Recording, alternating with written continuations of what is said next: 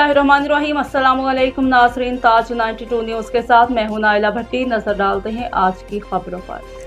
टंडोल अयार से तारिक हमीद अब्बासी की खबर शामिल करते हैं। पाकिस्तान राह हक पार्टी टंडोल अयार की जानिब से इमदादी सरगर्मियों के 53वें दिन भी मुतासरीन की इमदादी सरगर्मियाँ जारी रहीं। सर्द मौसम की आमद के बायस मुतासरीन ने कपड़े, चप्पल, शूज़, गर्म बिस्तर, गर्म चादरें, कंबल, जैकेट और बच्चों की गर्म टोपियाँ मोमिनाबाद, लखमी, ढरों, टंडो आदम रोड बाईपास और शहर के मज़ाफ़ात में तकसीम की गई। इस मौका पर बातचीत करते हुए मौलाना काशिफ हनफी ने कहा कि मुखिर हजरात मुतासरीन अपना तावन जारी रखें।